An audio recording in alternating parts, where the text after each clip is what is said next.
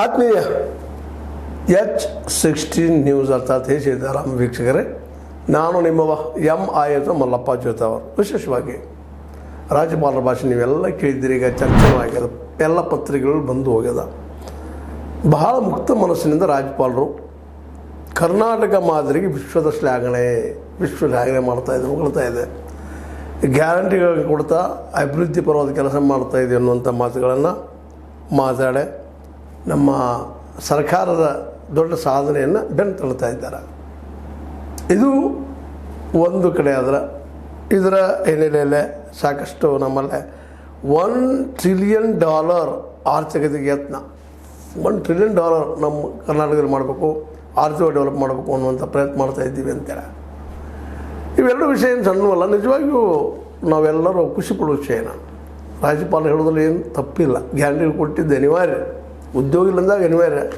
ಅದಕ್ಕೆ ಉದ್ಯೋಗ ಸೃಷ್ಟಿಗೆ $1 ಟ್ರಿಲಿಯನ್ ಇನ್ವೆಸ್ಟ್ಮೆಂಟ್ ನಾವು ಪ್ರಯತ್ನ ಮಾಡ್ತಾ ಇದ್ದೀವಿ ಅಂತ. ಈಗ 10 ಲಕ್ಷ ಕೋಟಿಗಳದ್ದು ಈಗಾಗಲೇ ಹಿಂದಿನ ಮಣ್ಣುಗಳಂಥ ಒಂದು ಸಾಹಸದಲ್ಲ ಈ ಇನ್ವೆಸ್ಟರ್ಸ್ ಅಂದರೆ ಹೂಡಿಕೆದಾರರು ಭರವಸೆ ಕೊಟ್ಟಿದ್ದಾರೆ, ಇನ್ನೂ ಬಂದಿಲ್ಲ, ಬಂದಾಗ ನೋಡೋಣ ಮತ್ತು ಬೇರೆ. ಆದರೂ ಇವರು $1 ಟ್ರಿಲಿಯನ್ ಅಂದರೆ 90 ಲಕ್ಷ ಕೋಟಿಗಳವರೆಗೆ ಹೆಚ್ಚು ನಾವು ಒಂದು ಬಂಡವಾಳ ಹೂಡಿಕೆಯನ್ನು ತೊಗೊಂಬರ್ತೀವಿ, ಅವ್ರನ್ನೆಲ್ಲ ಜಲ ಕೊಡ್ತೀವಿ, ನಮ್ಮಲ್ಲಿ ಉದ್ಯೋಗ ಕೊಡಲಿ, ಎಲ್ಲರಿಗೂ ಉದ್ಯೋಗ ಸೃಷ್ಟಿ ಆಗಲಿ ಅನ್ನೋ ದೃಷ್ಟಿ ಇಟ್ಕೊಂಡು ಇದು ಮಾತಾಡಿದ್ದಾರೆ. ಒಳ್ಳೆಯ ಒಂದು ಮೂಡಿದೆ, ಆದರೆ ಇದು ಎಷ್ಟು ಶಾಶ್ವತ ಅನ್ನೋದು ಅದು ಬೇರೆ ಮಾತು. ಅದೇನೋ ಆಗಲಿ, ಅಲ್ಲಲ್ಲೇ ಅನೇಕ ಈ ಕಲ್ಯಾಣಕಾರಕ ಯೋಜನೆಗಳ ಬಗ್ಗೆ ಇನ್ನುಳಿದ ಬಗ್ಗೆ ಭಾಳ ಚೆನ್ನಾಗಿ ಮಾತಾಡಿದಂಥ ಗೆಲುವವರು ಸರ್ಕಾರದ ಬೆನ್ನತಟ್ಟಿ ಇದೇ ರೀತಿಯಾಗಿ ನೀವು ಒಳ್ಳೆಯ ಕೆಲಸ ಮಾಡ್ತಾ ಹೋಗ್ರಿ ಅನ್ನುವಂತಹ ಒಂದು ಮಾತನ್ನು ಅವ್ರು ಹೇಳಿದ್ದಾರೆ. ಜೊತೆಗೆ ಅನೇಕ ಒಳ್ಳೊಳ್ಳೆ ಮಾತುಗಳು ಆಡಿದರು. ಇದು ಒಂದು ಕಡೆ ನಮ್ಮ ಗೆಲುವತ್ತರ ಆಯಿತು. ಆದರೆ ಇದೇ ಕಾಲಕ್ಕೆ ಇನ್ನೊಂದು ಕಡೆ ನಮ್ಮ BJPಗರು ಅವ್ರು ಹೆಂಗೆ ಇದನ್ನು ಮಾತು ಒಪ್ಕೊಳ್ತಾರೆ ರೀ. ಮೊದಲೇ ನೋಡಿರಿ, ಒಂದು ಮಾತು ಸ್ಪಷ್ಟ ಹೇಳ್ತಾರೆ, ನೀವು ರಾಜ್ಯಪಾಲರ ಹಕ್ಕಿಗೆ ಸೊಳಗೆ ಹೊಂಟಿದ್ರಲ್ರಿ, ನೀವೆಂತ ಒಳ್ಳೆಯ ಸರ್ಕಾರ ಅಂತ ಮೊದಲನೇ ಆರೋಪ ನಾವು. ಯಾಕೆಂದರೆ ನಿಮ್ಮ ಕೈಗೊಮ್ಮೆ ಮಾಡ್ಕೊಳ್ಳಿಕ್ಕೆ ಹೊರಟಿದ್ದೀರಿ ಸರ್ಕಾರವನ್ನು ಅಂತ ಆರ್ ಅಶೋಕ್ ಅವರು ಸಿಟ್ಟಿಂದ ಮಾತಾಡ್ತಾ ಇದ್ದಾರೆ. ಕೇವಲ ಸುಳ್ಳುಗಳನ್ನು ಪಟ್ಟಿ ಮಾಡಿ ಅದನ್ನೇ ರಾಜ್ಯಪಾಲರ ಮೂಲಕ ಹೇಳಿಸಿದೆ ಪಾಪರ್ ಚೀಟಿಯ ಸರ್ಕಾರ ಏನು ಸಾಬೀತಾಗಿದೆ ಎಂದು ಛಲವಾದಿ ನಾರಾಯಣಸ್ವಾಮಿಗಳು ಆರೋಪ ಮಾಡ್ತಾ ಇದ್ದಾರೆ. ಪಾಪರ್ ಚೀಟಿ ಅಲ್ಲ, ದೇವಳದ್ದು ಏನಿಲ್ಲ ಒಳಗೆ ಸೋಳ ಆವಾಜ್ ಎದ್ರು ಉಳಾಕಿಲ್ಲ ಅಂತೇಳಿ ಏನೂ ಇಲ್ಲಲ್ಲೇ ಸುಳ್ಳುಗಳನ್ನ ಹೇಳೋದು ಇಷ್ಟು ಸುಳ್ಳು ಹೇಳೋದಿಲ್ಲ ಅಂತ ಅವ್ರು ನಮ್ಮ ಏನಪ್ಪ ಅಂದ್ರೆ ಛಲವಾದಿ ನಾರಾಯಣಸ್ವಾಮಿಗಳು ಹೇಳ್ತಾರೆ.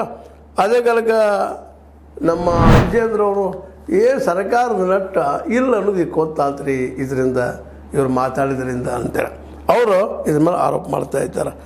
ಇಲ್ಲೇ ಏನಪ್ಪ ಅಂದ್ರೆ ಇಲ್ಲಿ ಏನು ಅಭಿವೃದ್ಧಿ ಕಾರ್ಯಗಳು ಏನಪ್ಪ ಏನು ಅಭಿವೃದ್ಧಿಗೊಂಡಾವಿಲ್ಲ, ಏನೂ ಗೊಂಡಿಲ್ಲ ಅನ್ನೋದು ಸ್ಪಷ್ಟ ಆರೋಪ.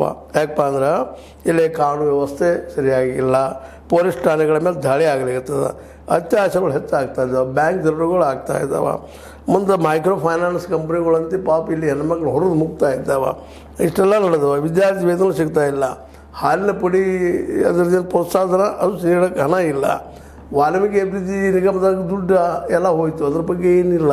ಒಟ್ಟಿನಲ್ಲೇ ಹಗರಣಗಳ ಸರಮಾಲೆ ಹೊತ್ಕೊಂಡದು. ಇದು ಒಂದು ವರ್ಷ ಸಾಧನೆ ಏನು, ಮುಂದಿನ ವರ್ಷ ಏನು ಮಾಡಬೇಕಾಗಿತ್ತು ಅದು ಇಲ್ಲಿ ಕೇವಲ ಬರೀ ಅವರು ನಾವು ಏನಪ್ಪ ಈ ಕಲ್ಯಾಣಕಾರಕವಾದ ಗ್ಯಾರಂಟಿಗಳು ಕೊಟ್ಟಿವಿ ಅನ್ನೋದು ಹೇಳೋದು ಬಿಟ್ಟರೆ ಮತ್ತೆ ಯಾವುದೂ ಇಲ್ಲ.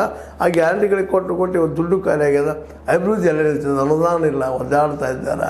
ಅಷ್ಟೇ ಯಾಕೆ ಪಾಪ ಭಾಳ ಒಳ್ಳೆಯವರು ನಮ್ಮ ಯಾರು ಗುತ್ತಿಗೆದಾರರು ಪ್ರಾಮಾಣಿಕರು ಅವ್ರು ದುಡ್ಡನ್ನು ಕೊಡ್ತಾ ಇಲ್ಲ ಅನ್ನೋಂಗೆ ಮಾತಾಡ್ತಾ ಇದ್ದಾರೆ. ಇದು ಒಂದು ರೀತಿ ಸರಿನೇ, ಯಾಕೆಂದ್ರೆ ಕೊಡಬೇಕಾದ್ರೆ ಕೊಡಲೇಬೇಕು. ಅದ್ರ ಭ್ರಷ್ಟಾಚಾರ ನಡೆದು ಇಲ್ಲಿ ನಂತರ ತನಿಖೆ ಅಂತ ಪೂರ್ವವಾಗುವಂಥ ವಿಷಯ. ಆದರೂ ಭ್ರಷ್ಟಾಚಾರ ನಡೆದ ಮೇಲ್ನೋಟಕ್ಕೆ ವಾಸನೆ ಬಿಡೋದು ಬೆಳೀತದೆ, ಅದು ಕಂಡು ಕಾಣ್ತದೆ, ಅದಕ್ಕೆ ಗೊತ್ತು ಇದು ಓಪನ್ ಸಿಗಲ್ ಅಂತೀವಿ ನಾವು ಹಂಗೆ.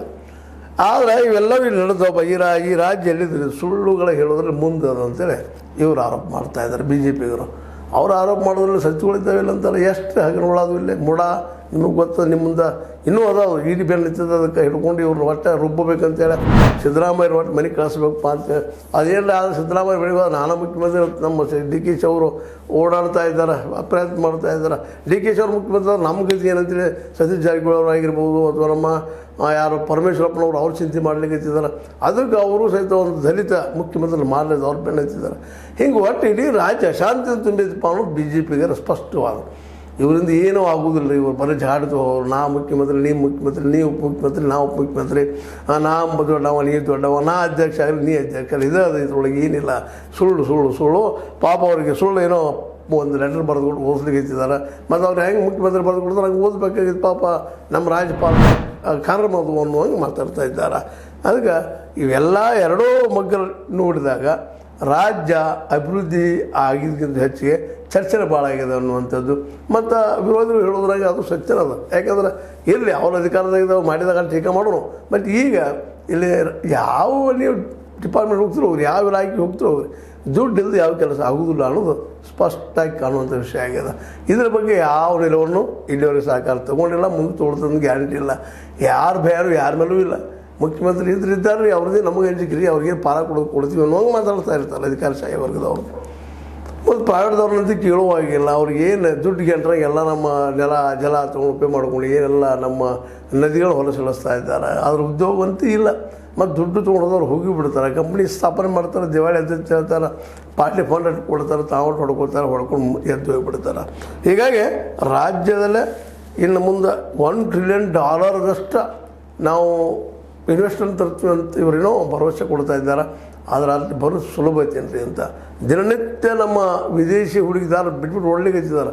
ಇದು ಸಾವಿರ ಬೇಡಪ್ಪ, ಭಾರತದ ಹೊರಗೆ ಎಲ್ಲರ ಮತ್ತೆ ನೋಡ್ಕೋತೀವಿ, ವ್ಯಾಪಾರ ಮಾಡ್ಕೊಳ್ತೀವಂತೆ ಆ ಪರಿಸ್ಥಿತಿ ಬಂದದ್ದು. ಕಳೆದ 5 ತಿಂಗಳಲ್ಲಿ 90 ಲಕ್ಷ ಕೋಟಿಗಳದ್ದು ಅಷ್ಟು ದುಡ್ಡು ತೊಗೊಂಡು ಹೋಗಿಬಿಟ್ಟಿದ್ದಾರೆ. ಲಾಸ್ ಆಗಿದೆ ನಮ್ಮ ಇದರ ಮಾರ್ಕೆಟ್ದಿಂದ. ಇವೆಲ್ಲನೂ ನಾವು ಲೆಕ್ಕ ಇಟ್ಕೊಂಡು ಇವತ್ತು ಮಾತಾಡಬೇಕಾಗಿದೆ. ಕರ್ನಾಟಕ ರಾಜ್ಯಕ್ಕೆ $1 ಟ್ರಿಲಿಯನ್ ಬಂದರೆ ಭಾಳ ಉತ್ತಮ. ಅದನ್ನು ತರೋರು ಯಾರು, ಹಾಕೋರು ಯಾರು ಅಂದ್ರೆ ಯಾಕೆಂದರೆ ಯಾರಾದರೂ ಸಹಿತ ಹೊರಗಿನ ಹುಡುಗಿದಾರ ಅನಿಸ್ತಾ ಇದ್ದಾರೆ. ಇಲ್ಲಿ ಲೋಕಲ್ ಯಾವ ತಯಾರಿಕಾ ರಂಗ ಇಲ್ಲ, PSO ಸರಿಯಾಗಿ ನಡೀತಾ ಇಲ್ಲ, ಅಲ್ಲಿ ಉದ್ಯೋಗದಾರರಿಲ್ಲ, ಎಲ್ಲ ಖಾಲಿ ಕೇವಲ ಯಾರು ದುಡ್ಡು ಗಳಿಸೋಕೆ ಓಡಾಡ್ಲಿಕ್ಕೆ ಇರ್ತಾರೆ. ದುಡ್ಡು ಗಳಿಸೋದು ಹೆಂಗೆ ಸಾಧ್ಯ ರೀ? ಇಲ್ಲಿ ಎಲ್ಲ ಸೆಕ್ಟರ್ಗಳು ಉದ್ಧಾರ ಆದಾಗ ಉದ್ಧಾರ ಆಗುವಂಥದ್ದು.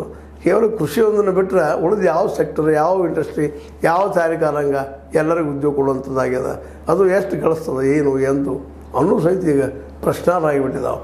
ಅದಕ್ಕೆ ಇದೇನೋ ಮಾಡಿ ಒಟ್ಟಿನಲ್ಲೇ ಹೊರಗಿನ ಮಂದಿ ತಂದು ಅದು ಕೆಲಸ ತೊಗೊಳ್ಳೋದು ಏನೋ ಮಾಡಲಿಕ್ಕಿದ್ದಾರೆ. ಅದು ಹೊರಗಿನ ಮಂದಿ ಬರಬೇಕಲ್ರಿ, ದುಡ್ಡು ಹಾಕ್ಬೇಕಲ್ಲ, ಇದು ಅಷ್ಟೇ ಸತ್ಯದ. ಹೀಗಾಗಿ ಒಂದು ಕಡೆ BJP ಕಾಂಗ್ರೆಸ್ಸನ್ನು ಇದು ದುರಾಡಳಿತದ್ದು, ಭ್ರಷ್ಟರ ಆಡಳಿತದ್ದು ಅಂತ ಆರೋಪ ಮಾಡ್ತಾಯಿದ್ರೆ, ಇನ್ನೊಂದು ಕಡೆ ನಮ್ಮ ಗೆಹ್ಲೋಟ್ ಅವರು ವಿಶೇಷವಾಗಿ ಸೆಂಟ್ರಲ್ ಗೌರ್ಮೆಂಟದಿಂದ ಆಯ್ಕೆ ಆದವ್ರು ಇದ್ದರೂ ಸಹಿತ ಕರ್ನಾಟಕ ರಾಜ್ಯ ಅದರ ಮುಖ್ಯಮಂತ್ರಿಗಳು ಅಥವಾ ಮಂತ್ರಿಮಂಡಲ ಏನು ಬರೆದು ಕೊಟ್ಟಿರ್ತದೆ ಅದು ಓದುವಂಥದ್ದು ಅವ್ರ ಸಂಪ್ರದಾಯ ಆಗ್ಯದ. ಅದಕ್ಕೆ ಪ್ರತಿಭಟನೆ ಮಾಡೋದಾಗಲಿ ಮತ್ತೇನಾಗಲಿ ಆ ಹಕ್ಕುಗಳು ಅವ್ರಿಗಿಲ್ಲ.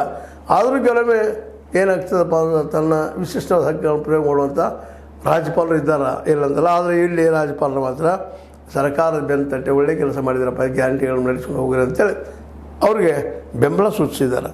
ಇದು ಒಟ್ಟಾರೆಯಾಗಿ ನಿನ್ನೆ ದಿನವೆಲ್ಲ ನಡೆದು ಇವತ್ತು ನಡೀತಾ ಇರೋದು ಏನಪ್ಪ ಅಂತಂದ್ರೆ ಒಟ್ಟಾರೆಯಾಗಿ ಯಾರೋ ಒಟ್ಟಿಬ್ಬರಲ್ಲಿ ಒಬ್ಬರು ಸುಳ್ಳು ಹೇಳಿದ್ದಾರೆ ಅನ್ನೋಕ್ಕಿಂತಲೂ ಇಬ್ಬರು ಸುಳ್ಳು ಹೇಳ್ತಾ ಇದ್ದಾರೆ. ಅರ್ಧ ಸತ್ಯಗಳನ್ನ ಮಾತ್ರ ಹೇಳ್ತಾ ಇದ್ದಾರೆ. ಗ್ಯಾರಂಟಿಗಳಿಂದ ಅನೇಕರಿಗೆ ಉದ್ಯೋಗ ಸಿಕ್ಕಿದ್ದು ಮಾಡಿದ್ದೇನು ಸುಳ್ಳಲ್ಲ. ಅದೇ ಕಾಲಕ್ಕೆ ಅವ್ರಿಗೆ ಬದುಕಿ ಒಂದು ಸ್ವಲ್ಪ ಆಧಾರ ಆಗಿದ್ದು ಏನು ಸುಳ್ಳಲ್ಲ.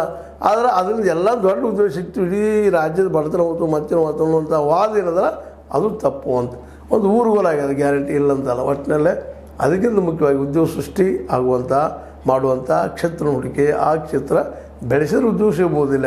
ಆ ದಿಶೆಯಲ್ಲಿ ನಮ್ಮ ಸಿದ್ದರಾಮಯ್ಯರು ವಿಚಾರ ಮಾಡ್ತಾ ಇಲ್ಲ, ಮೋದಿಯವರು ವಿಚಾರ ಮಾಡ್ತಾ ಇಲ್ಲ. ಯಾಕಂದರೆ ಈ ದೇಶದ ಮೂಲ ಉದ್ಯೋಗನ ಕೃಷಿಗೆ ನೀವು ಮಾರ್ಕೆಟ್ ಕೊಡ್ತಾ ಇಲ್ಲ, ಮತ್ತು ನೀವು ಕೊಡೋದೂ ಇಲ್ಲ. ಯಾಕಂದ್ರೆ ಇಲ್ಲಿ ನಿಮಗೆ ಪಾರ್ಟಿ ಫಂಡ ರೈತರಿಂದ ಬರೋದು ಅನ್ನೋದು ನಿಮ್ಗೆ ಗೊತ್ತದ. ಮತ್ತು ರೈತರು ನಮ್ಗೆ ಸಾಲ ಮನ್ನಾ ಮಾಡ್ರಿ ಅಂತ ಕೇಳೋರು.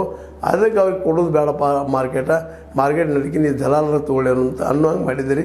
ಹೀಗಾಗಿ ರೈತನ ಉದ್ಧಾರ ಇಲ್ಲಿ ಸಾಧ್ಯ ಇಲ್ಲ ಅನ್ನೋದು ಮೇಲ್ನೋಟಕ್ಕೆ ಸ್ಪಷ್ಟ ಆಗ್ತಾ ಹೋಗ್ತದೆ. ಹೀಗಾಗಿ ಇವೆಲ್ಲ ನೆಲೆಯಲ್ಲಿ ನಮ್ಮ ಕರ್ನಾಟಕ ಸರ್ಕಾರ ಇವತ್ತು ಶ್ಲಾಘನೆಗೂ ಒಳಗಾಗ್ತಾಯಿದೆ, ಟೀಕೆಗೂ ಒಳಗಾಗ್ತಾಯಿದೆ.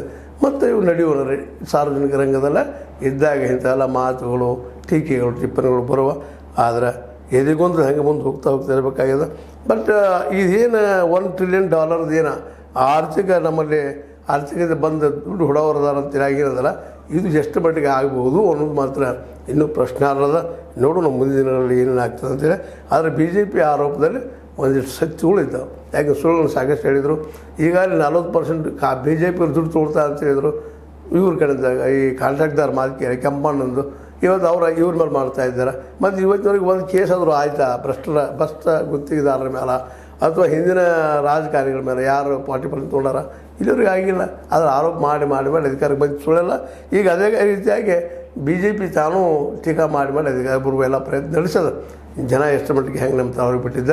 ಅದನ್ನು ನಡೆದು ವಾಸ್ತವಗಳು ಮಾತ್ರ ಇಷ್ಟ ಅಂತ ಹೇಳ್ತಾ ಇದ್ರ ಮೇಲೆ ಲೈಕ್ ಆಗಿರ್ಬೋದು, ಲೈಕ್ ಮಾಡಿ, ಶೇರ್ ಮಾಡಿ, ಕಮೆಂಟ್ ಮಾಡಿ, ಜೊತೆ ಸಬ್ಸ್ಕ್ರೈಬ್ ಆಗೋದನ್ನು ನಿಲ್ಲಿಸ್ಲಿಕ್ಕೆ ಹೋಗಬೇಡ್ರಿ. S60 ನ್ಯೂಸ್ ಅರ್ಥ ತೇಜ್ ಸೀತಾರಾಮ್, ಇದು ಸತ್ಯದ ಕೈಗರಡಿ ವಂದನೆಗಳು.